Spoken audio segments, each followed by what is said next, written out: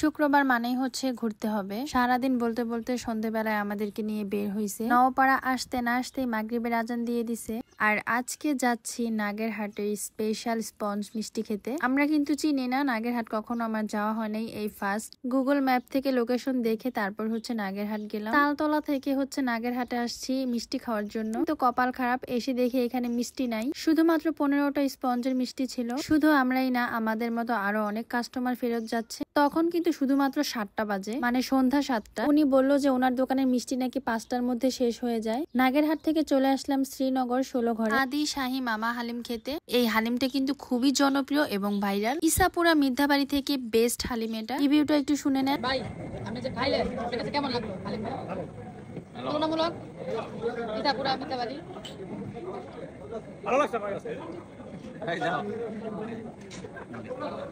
তুমি নলি লয়ে দিছো। এটা খাইতে পারবো পুরোটা? না খেতে পারি। আচ্ছা, প্রাইসটা কেমন? প্রাইস তোমার 320 টাকা, তবে তোমার র গোস্ত দেয়া। ঠিক আছে, কোনো ছাটি না। ছাটি না? না। ঠিক আছে? আচ্ছা, প্রাইসটা কেমন মনে হলো তোমার? কম, আমাদের ইসাপুরের তুলনায় কম। আচ্ছা। আমার কাছে ওই ইসাপুরের তুলনায় দামটাও কম, আবার টেস্টটাও ভালো। আবার পরিমাণে কিন্তু গোস্ত দেয় অনেক। আসসালামু আলাইকুম, ওয়েলকাম করছি আমার নতুন আরেকটি ভিডিওতে। শুক্রবার আমার হাজবেন্ড পরে 12টা পর্যন্ত ঘুম পরে নামাজে যায়। 1টার সময় আমি হচ্ছে ঘর গোছালাম, সবকিছু ক্লিন করে নিলাম। এরপর চলে গেলাম শাওয়ার নিতে। দুপুরে খাওয়া দাওয়া করে বলছিলাম বের হতে, কিন্তু সে বের হলো না। সে বের হলো আসরের আজানের পর। তো আজকে আমার যাওয়ার ইচ্ছে ছিল হচ্ছে ওয়ান্ডারল্যান্ডে, বাট সেটা আর হয়নি, কারণ আমাদের একদমই দেরি হয়ে গিয়েছিল। তো আমরা বের হয়েছি আসরের আজানের পরে। যেতে যেতে আমাদের প্রায় সন্ধ্যা হয়ে যেত। সন্ধ্যাবেলায় তো কিছুই দেখাতে পারতাম না। একটা রিক্সা নিয়ে নিলাম তালতলা থেকে। তো এখন আমরা ইসাপুরা যাব। ইসাপুরা থেকে হচ্ছে একটা অটো নিয়ে নিয়েছিলাম। চলে আসছি নওপাড়াতে। তো নওপাড়া স্কুল মাঠে এসে এত ভিড় ছিল, মানে খেলার জন্য। আমরা ভাবছি হয়তো বা অন্য কোনো কিছু, পরে জানতে পারলাম যে না, এখানে খেলা হচ্ছে। লোকেশন ট্র্যাক করে চলে যাচ্ছি নাগেরহাটে। নাগেরহাটের এই মিষ্টির ঠিকানাটা আপনারাই আমাদেরকে দিয়েছিলেন। টিকটকে একটা মিষ্টির ভিডিও দিয়েছিলাম, তো সেখানে আপনারা অনেকেই বলেছেন নওপাড়া থেকে হচ্ছে নাগেরহাটের মিষ্টি বেস্ট। তাই আজকে যাচ্ছি রিভিউ নিতে। আসলে কি নওপাড়ার মিষ্টি মজা নাকি নাগেরহাটের মিষ্টি মজা? আর এই দিকে দেখেন, আমার তো ভয়ই লাগতেছিল, মানে রাস্তাঘাটে এত চিপা চাপা ছিল। আর আমরা চলে আসছি উল্টো ভাবে। কনকসার বাজার থেকে হচ্ছে আমরা নাগেরহাটে চলে আসলাম। নাগেরহাট বাজারে নেমে আমরা খোঁজ নিলাম কোন দোকানের মিষ্টি বেশি মজা। একজন আমাদেরকে বলল যে এই দুলাল ঘোষের মিষ্টি নাকি বেশি মজা। ফাইনালি আমরা তার দোকানে ঢুকলাম। দোকানে ঢুকে হচ্ছে শুনতে পারলাম যে এই দোকানে মিষ্টি শেষ, আর ওনার দোকানের মিষ্টি নাকি 5টার মধ্যে শেষ হয়ে যায়। আমরা মাত্র 15টা মিষ্টি পেয়েছিলাম। আমাদের 3জনকে 5টা করে মিষ্টি দিয়েছিল। এত দূর থেকে আসলাম, তো বাসার জন্য মিষ্টি নিতে পারলাম না। মিষ্টিটা মুখে দিয়ে আমি একদম অবাক হয়ে গিয়েছি যে মিষ্টি এত মজার কিভাবে হয়। দাঁড়ান, একটা রিভিউ নিয়ে নেই। এবার হচ্ছে একটা মালাই চপের রিভিউ নিয়ে নেই। কেমন এটা?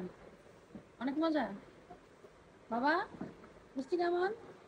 সত্যিকার অর্থে মুন্সিগঞ্জের মধ্যে হচ্ছে স্পঞ্জ মিষ্টি আমার যতটুকু খাওয়া হয়েছে, তো নাগেরহাটের মিষ্টিটাই বেস্ট মনে হয়েছে। এখানে রসমালাই বানাইতেছিল, আমি ওনার সাথে কিছুক্ষণ কথা বললাম। ওনার সেল এত বেশি যে 5টার মধ্যে ওনার বেচা কেনা শেষ হয়ে যায়। দূর দূরান্ত থেকে আমাদের মতো অনেক মানুষই এখানে এসে বসে খেয়ে যায় এবং বাসার জন্য নিয়ে যায়। এখানে কিন্তু আপনি ভিসা কার্ডের মাধ্যমে হচ্ছে বিল পেমেন্ট করতে পারবেন, বিকাশের মাধ্যমে পেমেন্ট করতে পারবেন। আমাদের মতো দূর দূরান্ত থেকে অনেক মানুষ এসে আমাদের চোখের সামনে থেকেই ফেরত গিয়েছে। কপাল খারাপ, বাসার জন্য মিষ্টি নিতে পারলাম না। এখন আমরা চলে যাচ্ছি শ্রীনগর। এত দূর ছিল, তো দূর দেখে আমার হাজবেন্ড বলতেছে বাইক কেনার কথা। সে নাকি বাইক না কিনলে আমাকে নিয়ে আর ঘুরতে বের হবে না। আমার হাজবেন্ডের কিন্তু বাইক ছিল, তার বাইক বিক্রি করে দিয়েছি, কারণ সে এমন অ্যাক্সিডেন্ট করছিল। বাঁচানোর মালিক আল্লাহ, যার কারণে উনি বেঁচে আছে। যাই হোক, এবার চলে আসলাম আমরা শ্রীনগর 16 ঘর বাস স্ট্যান্ডের থেকে একটু দূরে আদি শাহী মামা হালিম এই দোকানটিতে। এই দোকানে ঢুকেই আমি এত মানুষের ভিড় দেখলাম। দোকানে এত পরিমাণে ভিড় দেখেই বুঝতে পারলাম নিশ্চয়ই এই দোকানের হালিমটা খুবই মজা হবে। যাই হোক, আমরা হালিম খেতে বসলাম। এইখানে কিন্তু আপনি গরুর গোস্তের হালিম পাবেন শুধুমাত্র 120 টাকা। 120 টাকাতে হাফ পাবেন, আর 250 টাকাতে হচ্ছে ফুল। আমি মনে করি 120 টাকায় যে পরিমাণের দেওয়া থাকে হালিম, এর থেকে বেশি একজন মানুষ খেতে পারে না। কোয়ালিটিও ভালো, কোয়ান্টিটিও ভালো, যার জন্য এই দোকানে এত ভিড় থাকে। আমার হাজবেন্ড একটা নলি আনতে গিয়েছিল। এত বড় নলি দিয়ে আপনি হালিম পাবেন, সাথে হচ্ছে গরুর মাংস দেওয়া থাকবে। সেটার প্রাইস শুধুমাত্র 350 টাকা। তুলনামূলক ভাবে দেখলাম আমি ইসাপুরা মিধাবাড়ি সব জায়গা থেকে এখানে হালিম কম দামে এবং কোয়ালিটি খুবই ভালো। চাইলে আপনারা এসেও ট্রাই করতে পারেন। পার্সোনালি আমার কাছে খুবই ভালো লাগছে। তো আমি হচ্ছে ভাইয়াটাকে জিজ্ঞেস করতেছিলাম, ভাই আমাদের অটো ড্রাইভার, ভাই বলতেছে যে হ্যাঁ আমাদের ইসাপুরা মিঠাবাড়ি থেকে এখানকার হালিমটা বেস্ট। দেখেন আমাদের পেছনেও মানুষ আসতেছে, খাইতেছে, যাইতেছে, প্রচুর ভিড় প্রচুর ভিড়, আপনি না গেলে বুঝবেন না। এই যে এখানে ছিল 350 টাকার হালিম। এই নলিটা দেখে আমার হচ্ছে কলকাতার কথা মনে পড়তেছে। কলকাতায় আমরা যে নলিটা খেয়েছিলাম সেটা বাংলাদেশে খেতে হলে আপনাকে 1200 টাকা গুনতে হবে। কলকাতায় গরুর মাংস এত সস্তা, 3 বেলা পেট ভরে ভাত খাওয়া যায় এই অল্প টাকায়।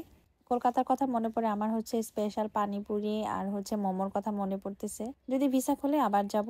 যাই হোক আমার খাওয়া শেষ। তো এখানে আমার হাজবেন্ড খাচ্ছে আর আমরা বাসার জন্য হালিম নিয়ে যাব, যার কারণে আমরা হচ্ছে ওয়েট করতেছি। ভাই এত ভিড় যে আমার পার্সেলটা আসতো আমার 10 মিনিট বসে থাকতে হয়েছে। এখন বলে দিচ্ছি এই হালিমের দোকানের সামনে আরো 2টা হালিমের দোকান আছে, ওখানে কিন্তু আমি এত পরিমাণে ভিড় দেখিনি। আপনাদের রিকমেন্ড করব যারা আমার ভিডিও দেখে যাবেন তারা অবশ্যই এইটাতে যাবেন, আদি শাহী মামা হালিম। ভিডিওটি ভালো লাগলে অবশ্যই বেশি বেশি লাইক কমেন্ট শেয়ার করে দিবেন।